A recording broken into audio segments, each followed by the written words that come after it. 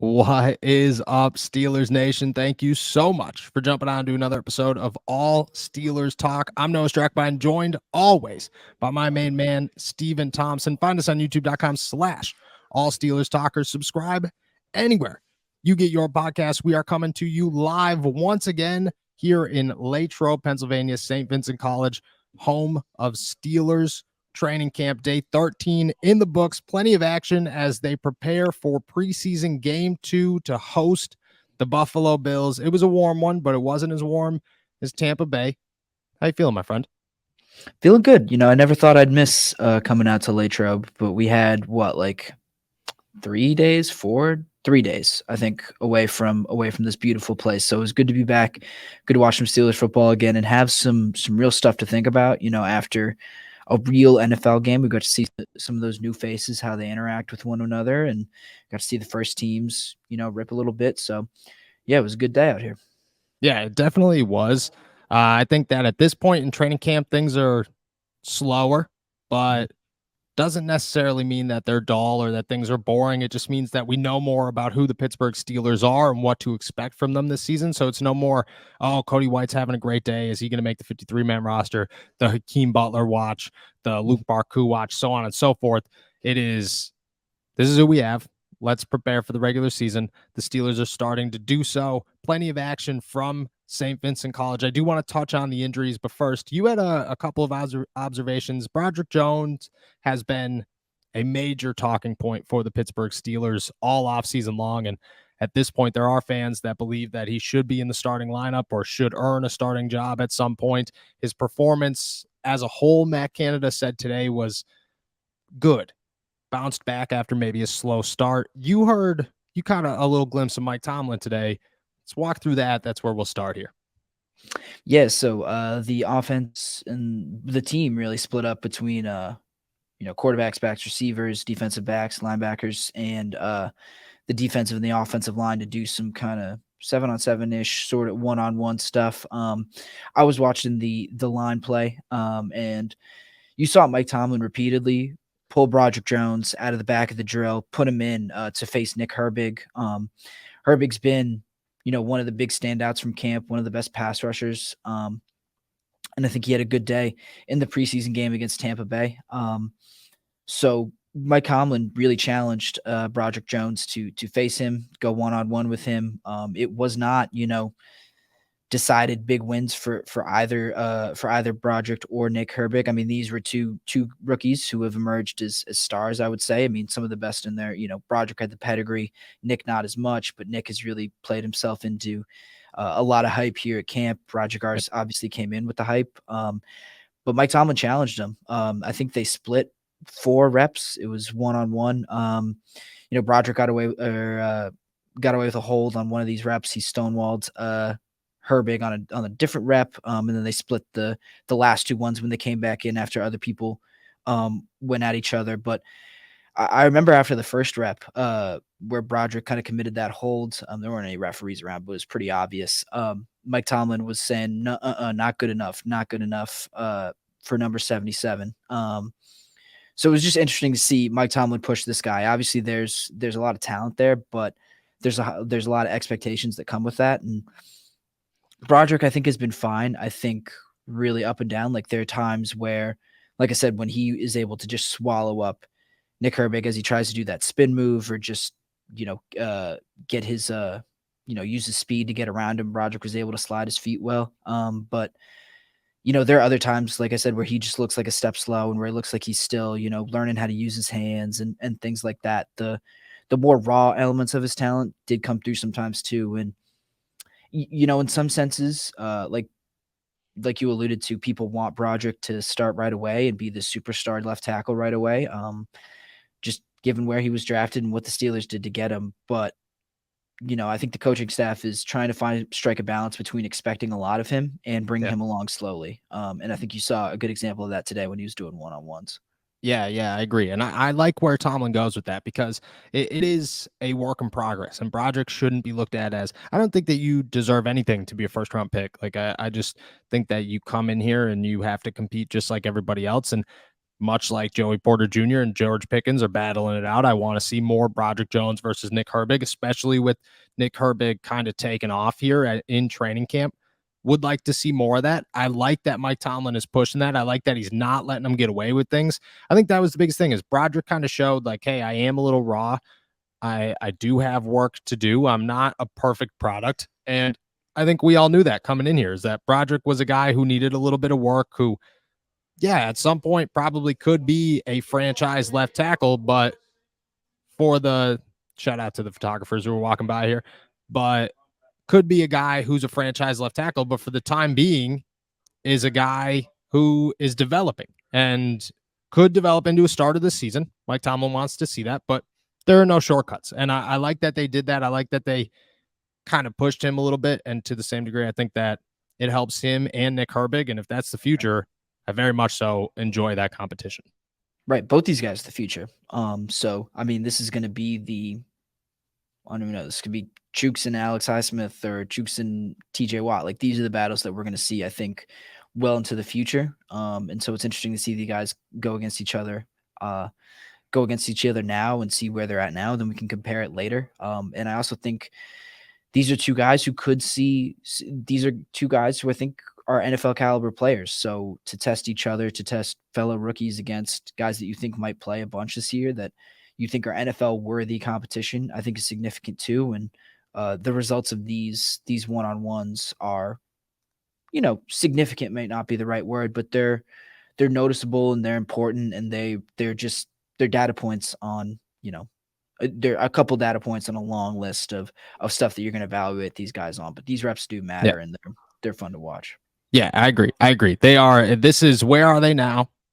How good are they against each other? Because they both should be quality competition. And at the same point, you've heard it and I've heard it probably about 1 million times in the last 3 weeks. Iron sharpens iron. And you're going to push that narrative. And the best way to do that is to practice what you preach. And you're going to get that in Nick Herbig and Broderick Jones. So I think that's the nicest or the best observation that we come up with today at training camp, which is a good one because I think that's significant for the growth and the future of the Pittsburgh Steelers.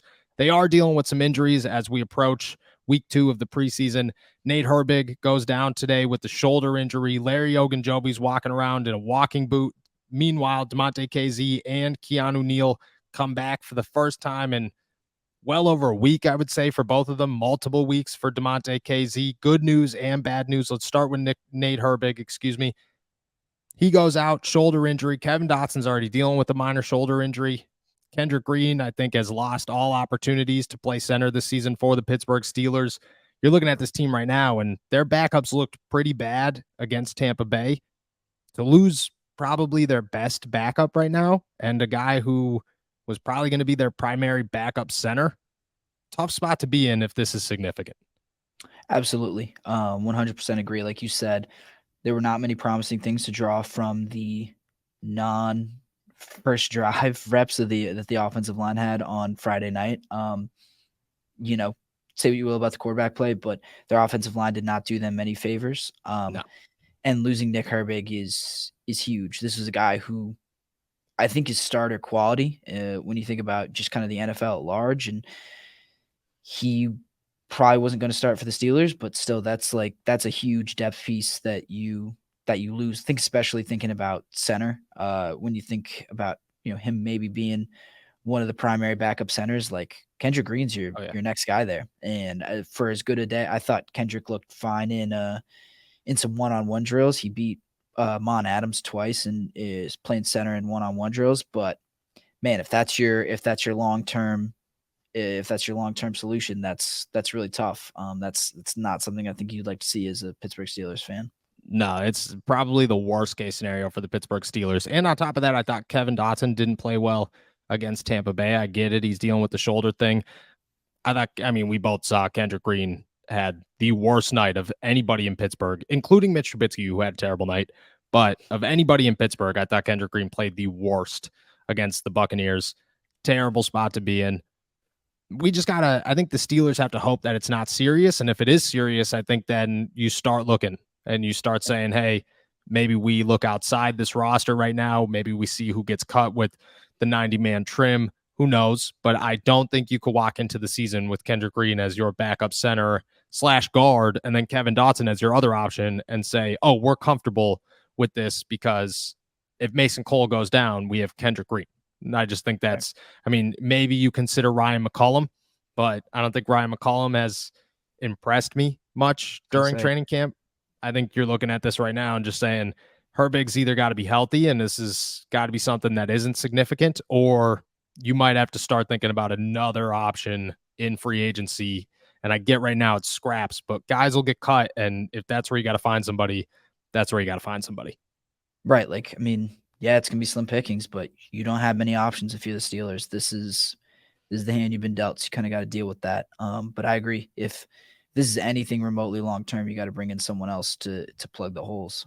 Yeah, I agree. Larry Ogunjobi in a walking boot. I think right now my thoughts on that is, fellas, have you ever wished that you were a little bit taller? Maybe you matched on Tinder, but her profile says must be over 6 foot. Maybe your date wants to wear heels, but she can't because it'll make her taller than you. Well, I have the short kings covered with today's sponsor, Kanzuri. Kanzuri makes shoes that make you up to 2.8 inches taller without anyone knowing. Look, girls get heels, makeup, and push-up bras. Why can't men get a boost in confidence too? We're all the same height laying down anyways, if you know what I mean. For a limited time only, our listeners get an extra 15% off your order with our code ALLSteelers at Kanzuri.com. The site is already 30% off, and with our code, you get an extra 15%. That's 45% off your entire order. Support our show and check them out at CONZURI.com and use our code ALLSteelers. I love these shoes. I wear them all the time because I tell people I'm 5'8" on a good day. These make me at least 5'11", pushing 6 foot. I've never felt taller in my life. Not only do Kanzuri shoes make you up to 2.8 inches taller, but they're also incredibly stylish and comfortable. These are not old man Velcro shoes. You'd get compliments on your Kanzuris even if they didn't make you taller. They have styles for every occasion too. Smart, casual, sporty, you name it. The height insoles are actually built into the shoe, so no one can tell you're getting a secret height boost. The brand is also hidden on the shoes and on the packaging. It's really the ultimate height hack. Life's short, but you don't have to be. It's time to level up your playing field, boys. Maybe update that dating profile to 6 foot. Kanzuris is an absolute game changer when it comes to your dating life. On top of 30% off the entire site, our listeners get an exclusive 15% off discount at Kanzuri.com with the code ALLSteelers. That's a total of 45% off your order. Use code ALLSteelers at Kanzuri.com. Go to CONZURI.com with our code ALLSteelers. When I want to get high, I put on a pair of Kanzuris. During training camp and during the offseason, a walking boot could be precautionary. DeMonte KZ was in a walking boot. At times, it's just, let's not cause any further damage. But at the same time, this is a guy who is only a year plus, I guess, 2 years now removed from a Liz Frank injury that shut down his season with the Cincinnati Bengals. He dealt with the toe injury for most of last season. To come in here and get hurt the day before a preseason game in iron walking boot, I think there is cause for some concern for the Steelers. I think they just have to hope that maybe we're over-exaggerating a little bit. Yeah, I mean, thinking Larry O specific, this is definitely concerning. For someone else, like you said, maybe not. But, this is kind of the opposite of what we're talking about with Nick Herbig. Like, I'm not super worried about the depth that they have along the defensive line, quite honestly. I think Larry O is a starter, and that's significant, obviously, if you have to lose him for any amount of time. But yeah, I thought Keanu Benton looked really good in his debut. I think Monten Adams has had a pretty good camp. I think even Braden Fajoko has looked pretty good. I think he looked pretty good in the preseason game. I'm trying to think of who else. The names kind of escape me. But overall, I'm just not super worried, quite honestly, about the depth that they have there. And I'm less worried about Ogunjobi being out for a while versus someone like Herbig. Yeah, and I think that worst case scenario, DeMarvin Leal gains some starting experience at that position, and you feel good about that. But at the same time, like, there is a drop off from Larry O to any of these guys, and to have Larry O healthy was such an emphasis this season and this summer was everybody was talking about, oh, Larry O's healthy. This is what you're getting. You're getting a much better player. You're getting a guy who could do twice as much as he did a year ago in that role. And then the night before the first preseason game, he goes down with an injury. I just think that looking at his past, looking at everything that's recently happened, injury concerns are always there with this guy. You got to hope that it's nothing serious. If it is, I mean, we'll get an early look at DeMarvin Leal, but the Steelers signed this guy to a big contract. So to lose him this early, it would stink. It would not be ideal for that situation. It's a wait and see game for them. It's a wait and see game for everybody. In the meantime, we will see plenty of DeMarvin Leal, and I doubt that Larry Ogunjobi steps foot on a football field during the preseason because of this. The return of DeMonte KZ and Keanu Neal, huge. We both talked to DeMonte today, and he said that he's not 100%. He's 105%. He's been kicked out of the rehab facility. He's ready to go. There's no more holding him back. Didn't realize that he spent 6 years with Keanu Neal, so they didn't really need any time to get familiar. Him and Minkah Fitzpatrick had a year together, so I feel like everything, it looks good for the safety position so far. So I did not know that. Where did they spend the 6 years together? I'm guessing, In Atlanta. college? It would have to be Atlanta. Oh, yeah, When they yeah. both, because that's where they both started their career. So I guess they lined up there. I didn't put that together. I don't think many people put that together because when I was standing in that little 3-man scrum and he said that, I think all three of us looked at each other just like, I didn't realize that was a thing. He kind of said it real confident, like, "Oh yeah, me and Keanu spent 6 years together." I was like, "Oh, I cover the Steelers, man. I don't pay I'm attention not to an these Atlanta things." Falcons expert. I am not. Yeah, no Yeah, idea. I hadn't thought about that either. I just kind of assumed DeMonte KZ was the type of player who had been with the Steelers for long enough that you're worried about conditioning. And that's what he said to me was, look, I'm 105%. It's just about getting back into shape and making sure I'm in game shape for the time the start of the season comes around. I don't think there's anything schematic, chemistry wise, that they have to worry about. It's really, like you said, just about, first of all, keeping KZ healthy. You just want to make sure he's dealt with a couple injuries in different spots. So you just want to make sure you're being cautious and like you said, and like he said, just keeping him in game shape by the time the start of the season rolls around. Other than that, KZ just keep him fresh. That's the real thing I'm worried about. Yeah, I think so too. Do you expect either of them to play in the preseason? Yes, I do. I think they'll play in this one, right? Like I think the defense as a whole, like for as much as I said, you don't need a ton of reps together. I would like to see, like we saw last week, maybe one drive where the whole starting Yeah. defense is together, just so you can get some stuff on film, play with some live bullets, and see what happens. But I'm not. I don't think it'll be much more than one or two drives together. Maybe Neal gets in with the second team a little bit more. He's a guy who could probably play a little bit more, but I think for KZ especially, like it'll be maybe one or two drives at the most. Yeah, I agree. I could see them playing against Buffalo. Don't see them playing against Atlanta. No, No, no chance. At that point, it'll be no revenge Tanner game. Morgan. Yeah, no revenge game for either of those guys. It'll be Tanner Morgan all game and every backup you could possibly come up with just to get some reps. Everybody else taking a break. I agree. Hopefully good news for the Pittsburgh Steelers. We'll see on Saturday. Would like to see those guys along with like names like Joey Porter, Patrick Peterson out there. Levi Wallace played last week, but I'd like to see all them again on the field at one time.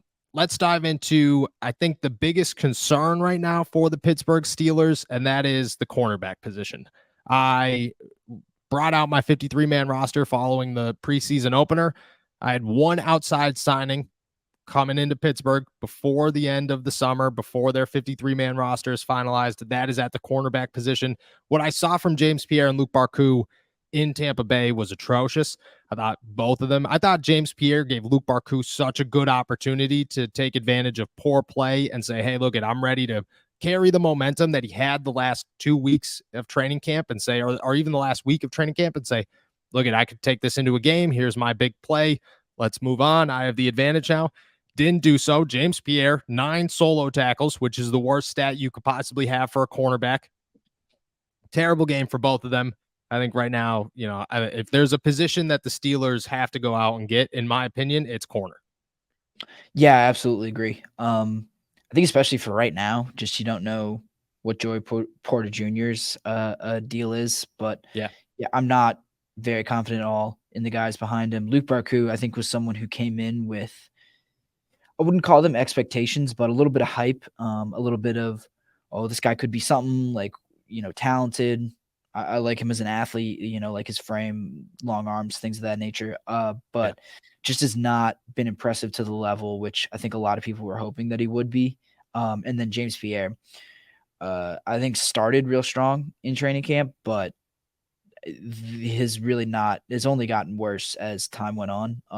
Jeff Hathorn actually made the good point that his like best rep of coverage from Friday night was the one he gave a touchdown up on. Like Yeah, it really was. It really was. yeah, And yeah, even and that he was 2 steps. The only reason it was good coverage is because the ball hung in the air so long that he right, could catch up to it. Before that, I mean, when the camera turns to that wide receiver, James Pierre is like 3 yards in front of him and the guy's standing in the corner of the end zone. And you're going, "What are you doing?" Like, right, and it just got worse from there. I mean, and Luke Barku I thought was the same way. Like James Pierre, at one point, James Pierre added to his tackle total because Luke Barku was so far behind his guy by the time that wide receiver, and it was Trey Palmer who tore these guys up, yeah, caught the football. James Pierre had to catch the football. And that's the thing is, it wasn't top tier talent. Like last year, I believe I could be wrong on this, and sometimes my memory does mistake in me, but I'm almost positive that Tampa Bay, when the Steelers hosted Tampa Bay last season, it was Josh Jackson and James Pierre on the outside started that game against Mike Evans and Chris Godwin, and they held their own. Like they played quality football.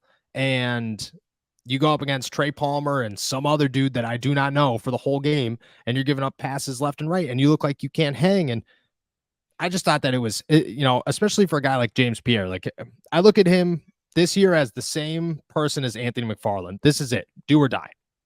You're either going yeah, to come in here and showcase that you could be an NFL player and that you can contribute and that it's all catching up to you and you are ready to go, or you could look at it and say, yeah, no, I'm not built for this. I can't do this. I'm inconsistent. I'm just not somebody you could count on. And I think right now you're looking at this guy going, I can't count on him. And then Luke Barku, just like you said, had some hype, especially at the end of minicamp, making some plays, made some plays the last week of training camp. You felt good about him going into the preseason game. He looked just as bad. I just don't think they have an answer right now. And you cannot roll one of those guys out there because Patrick Peterson is 33 years old. So you cannot rely on him for an entire season, whether you want to or not. Joey Porter Jr. is a rookie. So you can't rely on him for an entire season, whether you want to or not. Injuries happen. You cannot roll one of these two out and say, oh, yeah, we could win against the makings of T. Higgins and Jamar Chase and Amari Cooper and Odell Beckham Jr. and Zay Flowers and all these other names that the Steelers have to play for the 2023 season. It's just not going to work.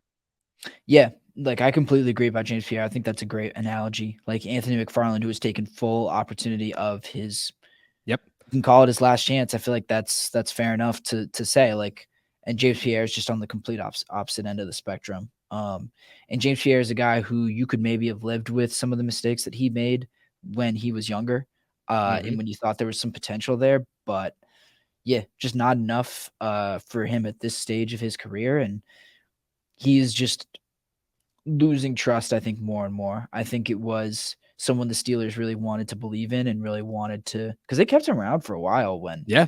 Yeah. they probably didn't have to. But yeah, this is not trending in the right direction for him. It would take a pretty dramatic turnaround. I think, first of all, for James to stick around, to give himself a fighting chance to stick around, to even like quite honestly stay on the practice squad, versus, and then a complete another step for the team to trust him enough to say, yeah, we can play you in a real regular season game and feel comfortable with you out there for any stretch of time. Yeah. Yeah. I just don't think it's going to work. I think you have to sign somebody. I don't think it's going to happen now. And I think that's going to be the argument and has been the argument. I've talked with people and they've said, well, who are you going to sign? Nobody right now. There's nobody out there. But in 2 weeks, 32 teams are going to cut 37 people. So there will be plenty of options to choose from. And not all of them are going to be quality signings, but some of them will be given an opportunity, and I look at it like Jameer Jones last year, where the Steelers just we spent the whole summer talking about, is Derek Tushka developed enough to be the outside linebacker 3? And then the second that the Steelers had an opportunity, they traded for Malik Reed and signed Jameer Jones, or claimed Jameer Jones off waivers and ditched Derek Tushka. I see that coming with the corners 100%. I think they're going to sign somebody, maybe make a late trade. Who knows? William Jackson's still out there. You want to go sign William Jackson? Go sign William Jackson third. I mean, it's not, but it's better than that option. Like, it's better if he could stay on the field. He's better than James Pierre and Luke Barku. Yeah. You know, like I just Definitely. there are options out there, and if you can find a cheap enough one that makes sense, you have to. And I think that the Steelers will. If I had to guess, that's the one signing that's going to come. Yeah, and I think you make a good point about there is someone. I mean, think about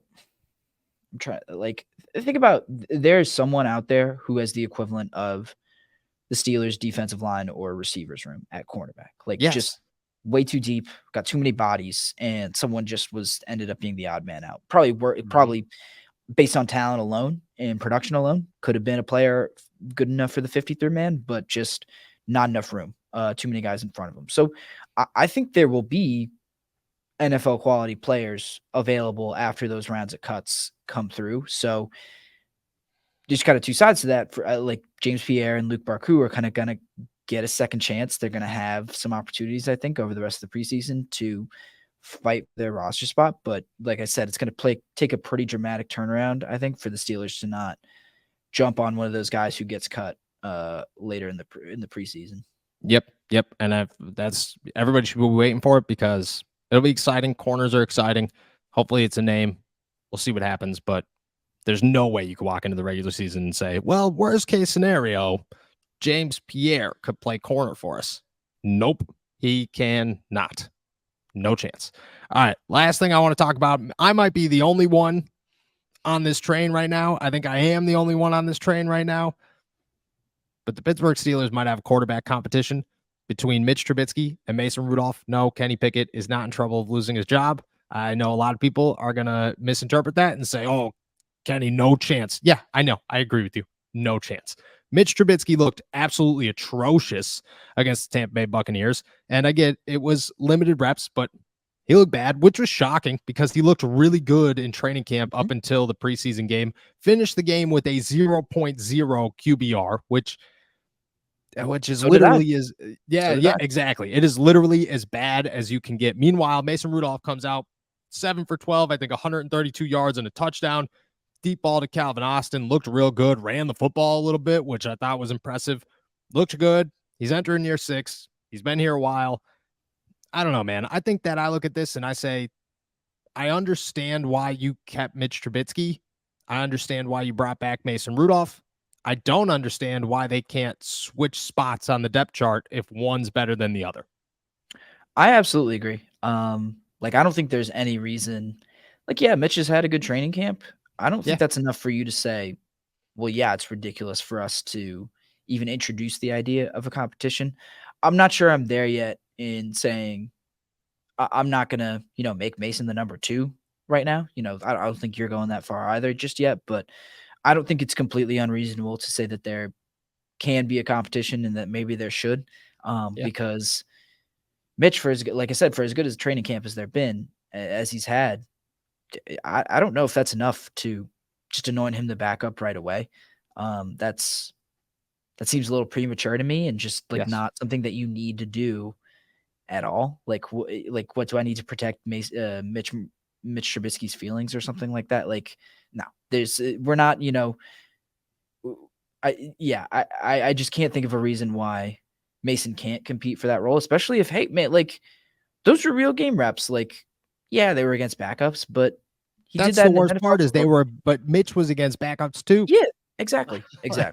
And he looked, and I don't get me wrong, I think that pass to Cody White was on Cody White, but I don't think it was a perfect ball. So I'm not like fully excusing Mitch from that one. And that wasn't the only pass that he threw. That wasn't the only bad pass. Exactly. He just had a rough night. And the thing is like we had the conversation and we had the debate and we were sitting here talking about this in the middle of the season last year about who's going to start, Mason Rudolph or Mitch Trubisky, because Mitch Trubisky looked so atrocious against the Baltimore Ravens when he had to step in for a concussed Kenny Pickett. Mitch Trubisky has shown that he can struggle before. He's also stepped up and he won games and he beat the Tampa Bay Buccaneers when he needed to last year, but he's also struggled. And I just don't think that he has the body of work to say I immediately should be guaranteed a spot over Mason Rudolph. I just don't think that I just don't think he's done that in Pittsburgh, And at the same time, I'm not saying Mason Rudolph has, because Mason Rudolph surely has his down times and his bad spots on his resume when it comes to being a Pittsburgh Steeler, but he's had his good marks and he's looked good at times, and he looked good last night. And it's a new season. It's a slate clean. These are both veterans, like veterans in the NFL. So it's not about, oh, well, he has the bigger name, or, if it was Tanner Morgan versus Mitch Trubisky and Tanner Morgan had himself a ball game against Tampa Bay, we'd still have this conversation, but it would make more sense to say, well, Mitch is proven and there's a reason that he's here. And, you're going to expect struggles from an undrafted guy, even if he looked good in a preseason game against backups. It's another conversation to say Mitch Trubisky looked terrible and Mason Rudolph, who's on the same playing field as him, looked really good against the same competition. So maybe we should start talking about whether or not, and again, there's 2 more games and those 2 games will decide it, but I just don't think you could throw that away. I think that right now that's a conversation that should be had. Yeah, absolutely. And I kind of think of it as, when you're dealing with backup quarterbacks, I think you think about where the floor is. I mean, you're not thinking about ceilings when you get to your second or third string quarterback. You're thinking about floors and who can kind of keep your head above water the best. And I don't know, maybe it's just me, but I feel like Mason and Mitch have similar floors when you're thinking about, like, okay, am I going to be are the Pittsburgh Steelers a markedly worse football team with Mason Rudolph in than Mitch Trubisky? I don't know if I can say that right now. I don't know if I can make a definitive judgment on that right now. So, yeah, we're not, like you said, it's not about, oh, I think Mason's the better player, but Mason should at least get a chance we can introduce this idea and have them compete a little bit, and we can leave this open because neither one of them have separated themselves in a meaningful way. Yeah, I agree. And we did not see that training camp today. It was Mitch Trubisky as the backup and remains so. And maybe that's just Mike Tomlin and Matt Canada being Mike Tomlin and Matt Canada, a little hard-headed at times. But if Buffalo comes to Pittsburgh and the same situation happens again, because I doubt Tanner Morgan gets the same amount of playing time, if any playing time, against the Bills. Well, they gotta rest him up for week 3 when he's that's true. When he's got a real opportunity in week 3. But I have a hard time saying that he's going to play much. We're going to see a lot of them. And if Mason has himself a game again, I just don't know how you sit around and say, let's not see what happens. Let's not see what. And I think that if Kenny went down in the season, which, knock on wood, that never happens, I don't assume that. I think that going into the game, Mitch Trubisky would go in. I think that practice week, they'd have an opportunity to compete. And I think they'd open it up, because there's just nothing that tells me that it's guaranteed for anybody right now. I think I'm the only one that thinks that, except for you maybe. And when it happens, we could proudly say, along with everybody else listening and agreeing with us, we knew what we were talking about. And most of the time we do. So with that, I think that's a great place to end. Hopefully the Pittsburgh Steelers open up a quarterback competition. Hopefully we get to see how it rolls, because quarterback competitions are always fun, even if, especially when you already have a starter. Give me a backup quarterback competition all day, every day. Best competitions, I think. With that, we're heading out of here. Thank you guys so much for jumping on to another episode of All Steelers Talk. Make sure to subscribe to us on YouTube, youtube.com/All Steelers Talk. Find us anywhere you get your podcasts, and like this video. Make sure to find everything live in the last week of training camp here from St. Vincent College at allsteelers.com, and find both of us on Twitter, including our Pitt Panthers stuff at InsideThePanthers.com. We will be back on Wednesday. Enjoy another beautiful day in the Berg.